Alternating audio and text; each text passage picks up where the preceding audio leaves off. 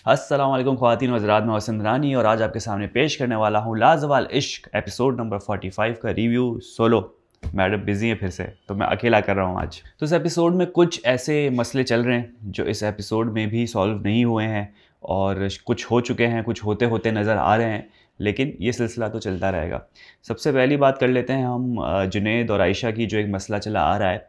सबसे बड़ा जो इशू ये है दोनों के दरमियान कि जुनैद कहते हैं कि जब से आयशा हेल्पर बनी है वो मुझे टाइम नहीं देती, और आयशा का कहना ये है कि जब मैं उसके पास आती हूँ तो वो मुझसे बात नहीं करता, वो मुझे टाइम नहीं दे रहा या मेरी सिचुएशन को नहीं समझ रहा। क्योंकि जुनैद भी जो है वो ग्रुप लीडर बन चुका था और तब आयशा ने कहा तब तो मैंने बड़ा उसका साथ दिया था, लेकिन अब जब मेरी बारी है, जब मेरे कंधों पे जिम्मेदारियाँ आई है, तो जुनैद को चाहिए कि मेरी हेल्प करे और मुझे जो है वो सपोर्ट करे, समझे मेरी इस चीज़ को। लेकिन दोनों के दरमियान फड्डे चल रहे हैं और मुझे समझ में नहीं आता कि हेल्पर का ऐसा क्या काम आ गया है कि आप इतने बिजी हो गए हो। एक ग्रुप लीडर जो है उसके ऊपर ज़्यादा जिम्मेदारी होती है, उसका काम होता है हेल्पर का कि उसको हेल्प करे। 80% तो ग्रुप लीडर ने करना है, ज़्यादा से ज़्यादा आपने उसकी हेल्प कर देनी है। लेकिन आप इतना अगर मशगूल हो जाओगे काम के अंदर, अपने पार्टनर को ध्यान नहीं दोगे, तो पार्टनर की हटेगी। तो अब वही छोटी छोटी चीज़ें हैं कि कोई झुकने को तैयार नहीं है। अब जुनैद कहता है कि मैं जब आके वहाँ बैठा तो वो उठ के चली गई। आयशा कहती है कि मैं जब आके उसके साथ बैठी तो वो उठ के चला गया। खाने के मामले में मसले हुए हैं, दोनों में से किसी ना किसी का ये कहना था कि मैं जब खाने के लिए बैठ रहा हूँ तो वो उठ जाती है, वो खाने के लिए बैठती है तो मैं उठ जाता हूँ। दिख भी रहा है कि मैंने खाना नहीं खाया तो कोई खाना लेके आ नहीं रहा है। तो सब घर वाले भी कोशिश कर रहे थे कि समझा सकें। जन्नत भी बैठी जुनैद और आयशा के दरमियान और समझाने की कोशिश की। जन्नत ने जो है वो जुनैद को भाई बनाया हुआ है, तो मेरे ख्याल से वो ये रिश्ते को जो है वो एक समझ लें इंसाफ दे रही थी, जिस वजह से वो चाह रही थी कि दोनों के दरमियान पैचअप हो जाए। जन्नत की वैसे भी थोड़ी बहुत जो है वो आशिर से हटी हुई है, तो वो जन्नत फारिग घूम रही थी। उसने सोचा कि चलो यार इन दोनों की मैं सेटिंग करवा देती हूँ वापस।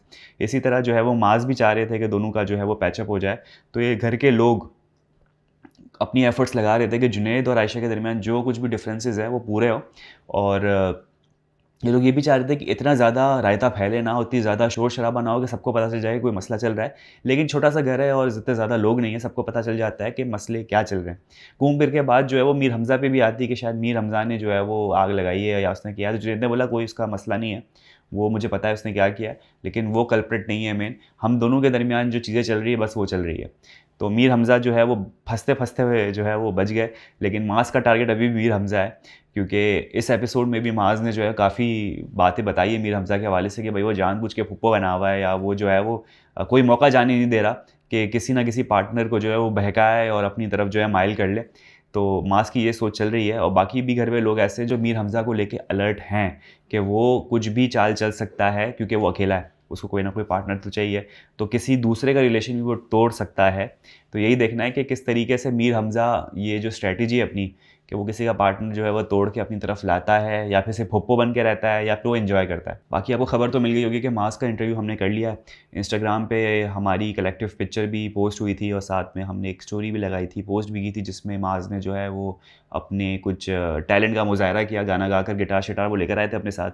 तो वो भी हमने उनको फिर कहा कि प्लीज़ हमारे लिए कुछ प्ले करें, तो उन्होंने हमारे लिए प्ले किया। उनका नया ट्रैक भी आया हुआ है यादा, उसको भी हमें वो सुनाया और वो बड़ा ही ऑसम ट्रैक है। तो आप ज़रूर उस इंटरव्यू के लिए वेट करें। और उसमें माज ने जो है वो बहुत सारी चीज़ें हमें बताई हैं और बहुत ही इंटरेस्टिंग और बहुत ही ज़्यादा मज़ेदार किस्म का इंटरव्यू हुआ है।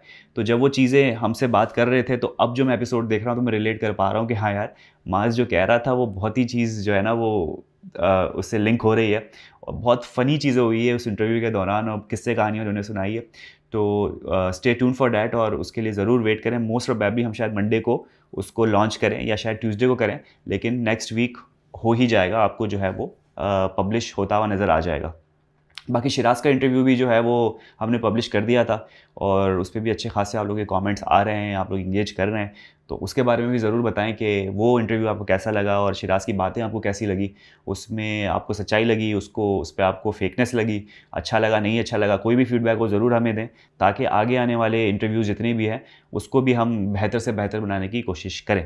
तो ये तो हमारे पास्ट इंटरव्यूज़ की बात होगी। फिर से चलते रिव्यू की तरफ। सबसे बड़ा मसला जो हुआ था, सबसे बड़ी फ़ाइट जो हुई थी, जो अनएक्सपेक्टेड थी और कभी ऐसी देखी नहीं गई थी, वो थी बतूल और तूबा के दरमियान फ़ाइट।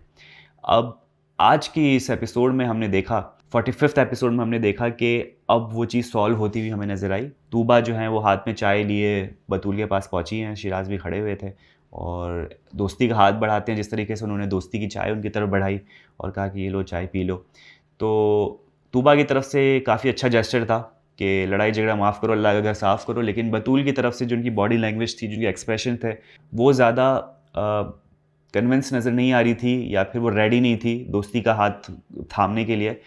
क्योंकि आपको अंदाज़ा हो गया होगा कि सबसे पहले तो चाय दी उन्होंने, तो बहुत मुश्किल से उन्होंने चाय का कप हाथ में लिया, रेजिस्टेंस दिखाई, तो उससे पता चल रहा था कि नहीं, वो मूड में नहीं है ज़रा भी दोस्ती के।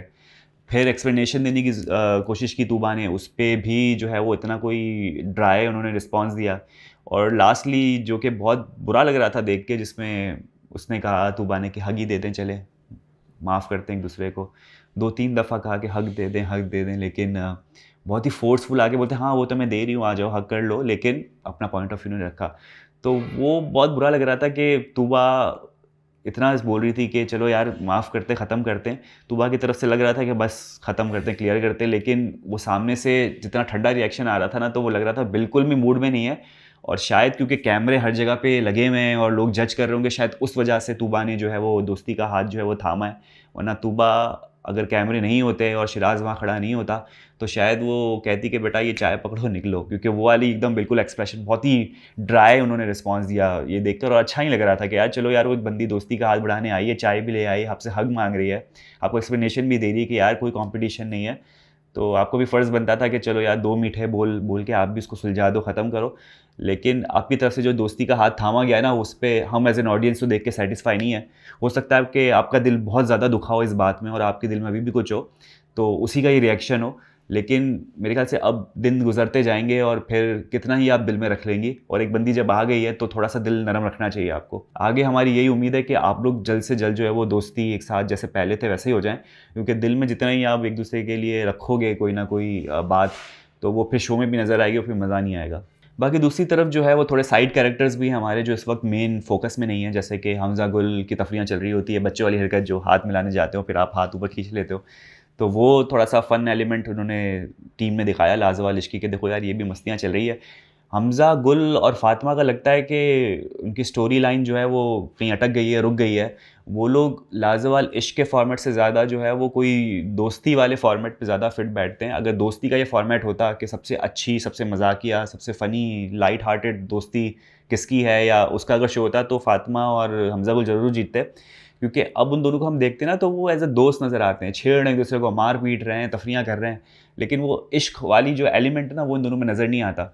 लेकिन एक चीज़ अच्छी हो गई है कि फ़ातिमा अब आग लगाना छोड़ रही है, इधर-उधर पॉलिटिक्स कर रही होती थी, जो हमें शुरू के एपिसोड में जो बहुत ज़्यादा उसको निशाना बनाया जाता था कमेंट सेक्शन में, अगर आप देखिए हेट मिल रही होती थी, तो मेरे ख्याल से वो अब कम हो चुका है। फ़ातिमा बहुत ज़्यादा, मेरे ख्याल से उसको सबसे पहले इशू यही था कि यार उसको कोई पार्टनर ढंग का मिल नहीं रहा था, पार्टनर से परेशान थी, और वो सिंगल भी हो रही थी और कोई टिक नहीं रहा था। और अब एक पार्टनर मिल गया तो मेरे ख्याल से वो सैटिस्फाइड है, तो वो अब ठंडी हो चुकी है। अब उसके जहन में नहीं है कि यार मैंने इसके साथ ये कर लूँ, वो कर लूँ। वो बस अपना गेम खेल रही है, वो सब लग रहा है एन्जॉय कर रही है हमज़ा गुल के साथ, तो अच्छी चीज़ है और हमें भी देख के अच्छा लग रहा है। बाकी जन्नत आशिर का आपको पता ही है, वो आजकल तो है वो तीनों साथ में बैठे होते हैं, मीर हमज़ा, जन्नत और आशिर, तीनों मिलके कोई ना कोई तफरी कर रहे होते हैं। आशिर और मीर हमज़ा का बॉन्ड मुझे ज़्यादा स्ट्रॉन्ग लग रहा है बनिस्बत आशिर और जन्नत के। दोनों इतने साथ में बैठ के तफरियाँ कर रहे होते हैं और जन्नत की हटा रहे होते हैं, तो वो देखने को काफ़ी अच्छा लग रहा होता है। लाज़वाल इश्क वाला इन दोनों में भी मुझे कोई नज़र नहीं आ रहा। हाँ, मीर हमज़ा और आशिर का लाज़वाल इश्क बड़ा बेहतरीन चल रहा है। लाज़वाल इश्क टीम को दाद देनी पड़ेगी कि अच्छी एक्टिविटी करवाई आपने और देख के बहुत ज़्यादा मज़ा आया, जिसमें हमने देखा कि माज़ साहब जो हैं वो एज़ अ उस्ताद टीचर बन के खड़े हो चुके हैं। लग रहा था कोई आर्मी की परेड करवाने वाले हैं, जिस पे सबको शुरू में नहीं असेंबली में खड़ा कर दिया जाता है कि चलो भाई स्टैंड एट ईज़, अटेंशन, सारे खड़े हो जाते हैं लाइन में, और फिर आपका जो आर्मी का लीडर होता है वो सीधा चलते हुए आता है कि क्या कर रहे हो सब, सीधा मुड़, पीछे जा। बिल्कुल इस सेटिंग में सारे खड़े हुए थे। और माज ने जिस तरह से जो है वो इंट्रो दिया और कहा कि आज हम ये खेलेंगे, एकदम लग रहा था कोई प्रोफेसर खड़ा हुआ है और समझा रहा है कि भाई आज हम जो है ना ये साइंटिफिक प्रैक्टिकल करेंगे, तो आप इसके लिए तैयार हो जाएं, तैयारी पकड़ लें। तो वो बड़ा ही यूनिक स्टाइल देखा हमने माज का। तो ये फॉर्मेट जो था गेम का बड़ा अच्छा था कि हंसना मनाए, ठीक है, बड़े मशहूर शो से ये जो है वो नाम निकाला गया, हंसना मनाए। और उसमें जो है वो एक बंदा आके आपको हंसाने की कोशिश करेगा और आपने हंसना नहीं है।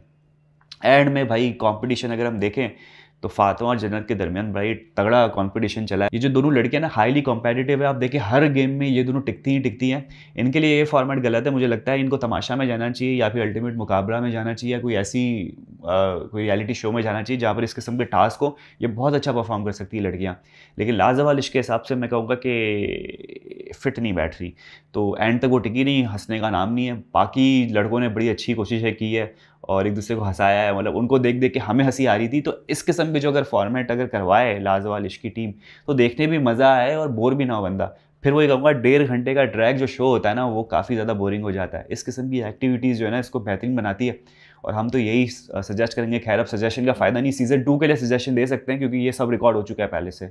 अब ये जो है वो एडिट हो के आपको दिखाया जा रहा है। कंटेस्टेंट भी सारे कराची और अपने मुल्क पाकिस्तान आ चुके हैं और ये रिकॉर्डेड सेशन जो है वो हम बैठ के देख रहे हैं और खुश हो रहे हैं। बाकी अगर एक बार फिर हम उसी मसले में आए जो आयशा और जुनैद का था, तो वो काफ़ी ड्रैग हुआ है आज के एपिसोड में। और शुरू में जितने भी फड्डे हो रहे थे आपस में बात नहीं कर रहे थे, लड़कियों ने मिलकर जो है वो आयशा को समझाया कि भाई तुम पहल कर लो, किसी ना किसी को तो जो है वो पहल करनी पड़ेगी।